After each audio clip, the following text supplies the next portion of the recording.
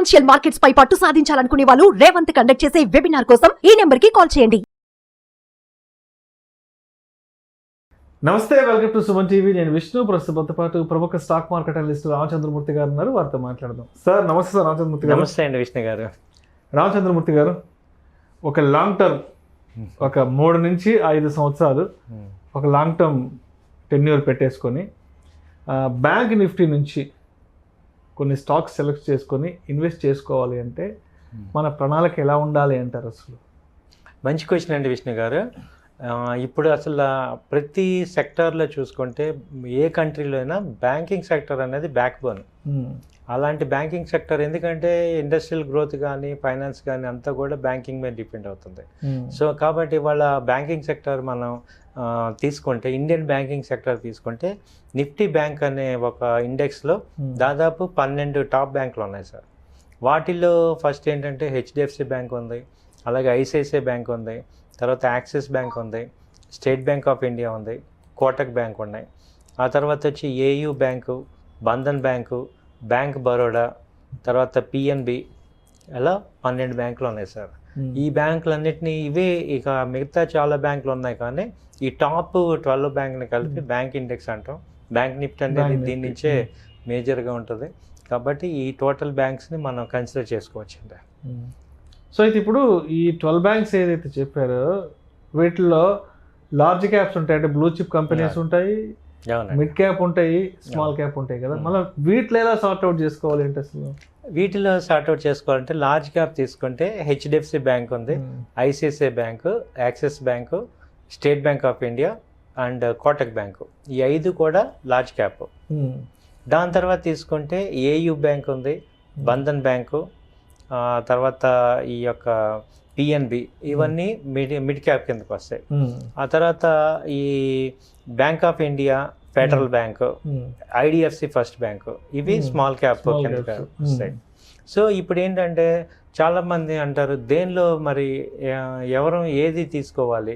ఇప్పుడు అక్కడ price rate చూస్తే ఒక్కొక్క బ్యాంకు ఒక షేర్ ప్రైస్ వేరేగా ఉంటుంది. సో పెర్ఫార్మెన్స్ ఎలా ఉంటుంది, సో ఏది తీసుకుంటే ఏ రకమైన పర్ఫార్మెన్స్ మనకి ఇస్తుంది అనేది నెక్స్ట్ మనకు వచ్చే క్వశ్చన్ అనమాట. అంటే ఇప్పుడు నేను హెచ్డిఎఫ్సి బ్యాంక్ కొంటే బెటరా, లేకపోతే ఐడిఎఫ్సి బ్యాంక్ కొంటే బెటరా, సో ఏ రకంగా నేను మరి ఇన్వెస్ట్ చేసుకోవాలనేది నెక్స్ట్ మనకు వచ్చేది. సో దీనిలో నేను చెప్పే పాయింట్ ఏంటంటే, ఇప్పుడు మీరు గత 3 ఏళ్ల క్రితం చూసుకుంటే మనకి ఐసిఐసిఐ బ్యాంకు 300 రూపీస్ స్ప్లిట్టే వచ్చింది. ఇవాళ అది 1200 ఉంది. అంటే 3 టైమ్స్ పెరిగినాయి. అలాగే మీరు అన్ని బ్యాంక్స్ అలాగే పెరిగినాయి. ఇప్పుడు పిఎన్బి ఉంది, అది వరకు 30 రూపీస్ 40 రూపీస్ అక్కడ దాకా వెళ్ళింది, ఇవాళ 100కి వచ్చింది. సో అలాగే ఎస్బీఐ కూడా 300, 250, 300 3 ఇయర్స్ బ్యాక్ ఉంది, ఇవాళ 800 900కి వెళ్ళి 800 ఆ రేంజ్లో ఉంది. సో ఇలా చూసుకుంటే మనం ఎవ్రీ 3 ఇయర్స్, మీరు అన్నట్టు 3 ఇయర్స్ 4 ఇయర్స్ ఆరిజిన్ చూసుకుంటే మినిమం 3 టైమ్స్ అవుతున్నాయి ప్రైసెస్. కాబట్టి ఇప్పుడు నేను తక్కువ క్వాంటిటీ కంపెనీ కొనాలి అన్నప్పుడు షేర్ ప్రైస్, ఇప్పుడు ఐడిఎఫ్సి ఫస్ట్ బ్యాంక్ ఉంది సపోజ్, అదే నేను ఇన్వెస్ట్ చేస్తాను 75 రూపీస్ అలా ఉంది. అది ఇన్వెస్ట్ చేస్తాను అన్నప్పుడు మీకు ఎలా ఉండాలంటే ఒక 5-6 వేల షేర్లు వచ్చేటట్టు చూసుకోవాలి. ఆ షేర్లని మనం అంటే 5-6 వేల షేర్లు రావటం వల్ల మీకేమవుతుంది, అది పర్ఫార్మెన్స్ 3 ఇయర్స్ చూసుకునే వాటికి 200 300 అలా అయిందనుకోండి, మీకు ఈక్వల్ గ్రోత్ కనపడుతూ ఉంటుంది. అదే ఇప్పుడు లార్జ్ క్యాప్ మనకి ఐసిఐసిఐ బ్యాంక్ అనుకోండి, దీనిలో ఎలా ఉండాలంటే దీన్ని మనం ఒక ఇప్పుడు లాస్ట్ 3 ఇయర్స్కి 3 టైమ్స్ అయినట్టు మనం ఇందులో కనుక ఒక 1200 ఆ రేంజ్లో ఉంది. ఇది 1300, మొన్న 1 మంత్ బ్యాక్ 1200, 1300 వచ్చేసింది. ఇది 3000 దాకా ఛాన్స్ ఉంది 3 ఇయర్స్ 4 ఇయర్స్లో. ఎందుకు అంత గ్రోత్ ఉందంటే అసలు యాక్చువల్ గ్రోత్ అంతా ఇప్పటిదాకా ఒక ఎత్తు ఉంది, ఇప్పుడు ఇంకొక ఎత్తు ఉంది. ఏంటంటే ఇండియన్ మార్కెట్ అంతా కూడా విపరీతమైన గ్రోత్ కనపడుతుంది. చాలా కంపెనీలు వస్తున్నాయి, చాలా ఐపీఓస్ వస్తున్నాయి. అన్నిటికీ కూడా బ్యాంకింగ్ అనేది పెద్ద ఎత్తున లెండింగ్ అవుతుంది. సో ఫైనాన్స్, రకరకాల ఫైనాన్షియల్ అన్నిటికీ కూడా వీళ్ళు బ్యాక్ బోన్ అవుతున్నారు. బిజినెస్ విపరీతంగా పెరుగుతుంది కాబట్టి. అండ్ న్యూ పీపుల్ మనకి ఇండియాలో మేజర్ ఏంటంటే, మీరు అన్నట్టు అసలు బ్యాంకింగ్ ఎందుకు స్ట్రాంగ్ అవుతుందంటే మనకి యంగ్ జనరేషన్ ఎక్కువ ఉంది. వీళ్ళందరూ every year new people pass out అయ్యి జాబ్స్కి వస్తున్నారు. వాళ్ళందరికీ అకౌంట్స్ కావాలి. వాళ్ళందరికీ ఒక ఫైనాన్షియల్ బ్యాక్ బోన్ ఇవ్వాలి. అందుకని ఏంటంటే ఎక్కువగా ఈ టాప్ 5 బ్యాంక్స్ మనకి పర్ఫార్మెన్స్ ఓరియంటెడ్గా చూసుకుంటే చాలా గ్రోత్ ఉంటున్నాయి. ఇప్పుడు మనం లార్జ్ క్యాప్లో 5 బ్యాంక్స్ చెప్పాను కదా, అవైతే పర్ఫార్మెన్స్లో గ్యారంటీడ్ అన్నట్టుంది. తర్వాత చూసుకుంటే సెకండ్ లేయర్ ఇవి వస్తాయి అనమాట. సో వీటిల్లో ఇన్వెస్ట్ చేయాల్సిన వాళ్ళు కొంచెం ఎక్కువ క్వాంటిటీ తీసుకోవాలి. అలాగే టాప్ కంపెనీస్లో ఉన్న బ్లూ చిప్ కంపెనీస్ ఐసిఐసిఐ కానీ, ఈ యొక్క హెచ్డిఎఫ్సి కానీ, యాక్సిస్ బ్యాంక్ కానీ, వీటిల్లో ఏంటంటే ఎప్పుడు చూసినా రొటేట్ చేసుకుంటూ బై అండ్ డిప్స్లో చేసుకోవాలి. అంటే ఒక లాంగ్ టర్మ్లో నేను 3 years ఉంటాను అనుకోండి, హెచ్డిఎఫ్సి బ్యాంక్ ఉంది, ఇప్పుడు 1700 వెళ్ళింది, మళ్ళీ 1500కి రావచ్చు ఎప్పుడన్నా, వచ్చినప్పుడు మళ్ళీ ఇన్వెస్ట్ చేసుకోవటం, అలా 1600 రొటేట్ చేసుకోవటం. ఇలా రొటేషన్లో మనకి ఎక్కువ అంటే షార్ట్ టర్మ్ ఒక 2 months 3 months హై అవుతున్న కొద్దీ మళ్ళీ ఎవ్రీ క్వార్టర్లకి కొంచెం తగ్గుతుంటాయి. అలా రొటేట్ చేసుకోవడం ద్వారా వెల్త్ క్రియేట్ చేసుకోవాలి. అయితే ఒక బ్యాంకుని కరెక్ట్గా పట్టుకుంటే, ఒక కంపెనీని ఒక బ్యాంక్ వీటిల్లో పట్టుకొని ఆ బ్యాంకులో మీకు టెక్నికల్స్ ఫండమెంటల్స్ బాగా చూసుకోగలిగితే మాత్రం మంచి ప్రాఫిట్స్ దీనిలో జనరేట్ చేయొచ్చు. సో అయితే ఇప్పుడు మనం మాట్లాడుకున్న ఈ బ్యాంక్ స్టాక్స్ ఏవైతే ఉన్నాయో, అంటే ఏంటి అసలు ఓవరాల్గా నెక్స్ట్ 3 to 5 yearsకి వీటికి సంబంధించిన ఫ్యూచర్ స్కోప్ ఏంటి అసలు? ఫ్యూచర్ స్కోప్ ఏంటంటే ఇప్పుడు మేక్ ఇన్ ఇండియా కాన్సెప్ట్ వస్తుంది, తర్వాత అన్ని ఈ ప్రైవేట్ కంపెనీస్లో అన్ని ఐపీఓస్కి వస్తున్నాయి. అంతకుముందు విపరీతమైన ఐపీఓస్ వస్తున్నాయి. ఈ ఐపీఓస్ అన్నిటికీ కూడా బ్యాంకింగే బ్యాక్ బోన్. ఇప్పుడు తర్వాత ఏంటంటే ఎంప్లాయ్మెంట్, న్యూ ఎంప్లాయ్మెంట్ ఎక్కువ జనరేట్ అవుతుంది.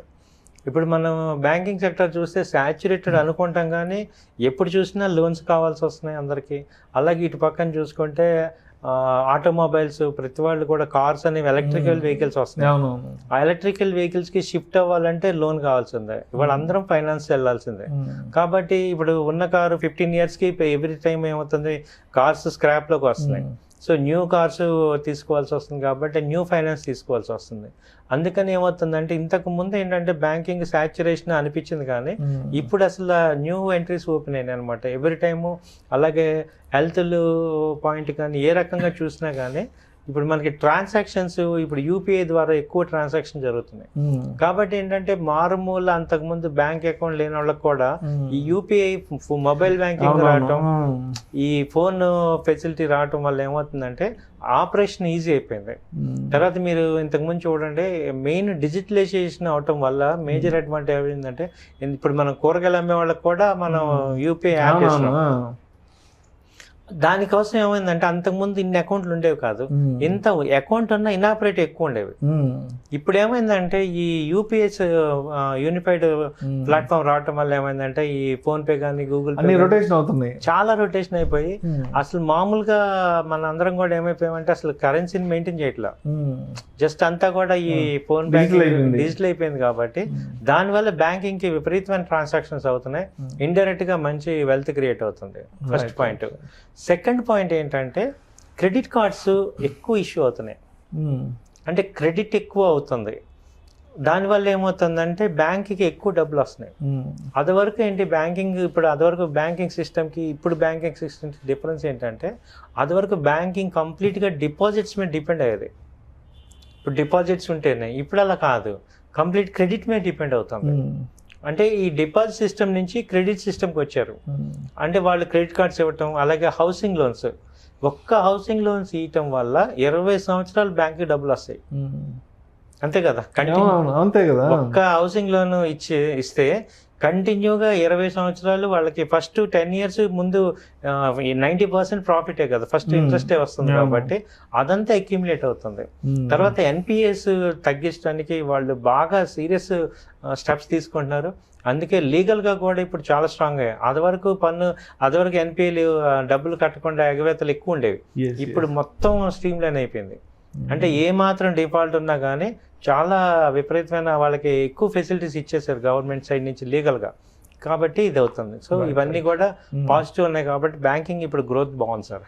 సో మొత్తానికి ఏదైనా సరే లాంగ్ టర్మ్ వ్యూ కోసం అయినా సరే ఇన్వెస్ట్ చేసుకునే ముందు ప్రతి ఒక్కరూ కూడా వాళ్ళ అడ్వైజర్ సలహా తీసుకొని వారి సలహా మేరకు మరి స్టాక్ మార్కెట్ ఉన్నటువంటి ఆ డిస్క్లైమర్ ఏదైతే ఉందో అవునండి, ఆ రిస్క్ ఇది- హెపటైటిస్ ఎంతవరకు అది- ఏంటనేది చూసుకొని అవునండి. సో ఇది వ్యక్తిగత అభిప్రాయం మాత్రం, ఇది ఒక ఎడ్యుకేషన్ పర్పస్ కింద మీరు తీసుకోవాల్సిందిగా కోరుచున్నాం. తర్వాత రిస్క్ రివార్డ్ అన్ని కూడా మీరు మీ యొక్క అడ్వైజర్స్తో మాట్లాడండి, డెసిషన్ తీసుకోవాల్సిందిగా కోరుచున్నాం. థ్యాంక్ యూ, నమస్తే. ప్రేక్షకుల విజ్ఞప్తి, ఈ వీడియోలో ప్రస్తావించబడిన అంశాలు కేవలం ప్రేక్షకులకు అవగాహన కొరకు, ఇన్ఫర్మేషన్ కొరకు, ఎడ్యుకేషన్ పర్పస్ కొరకు మాత్రమే వీటి గురించి ప్రస్తావించడమైనది. పెట్టుబడులు పెట్టే ముందు మీ అడ్వైజర్ని సంప్రదించి మాత్రమే తుది నిర్ణయం తీసుకోగలరని మా మనవి. నమస్తే.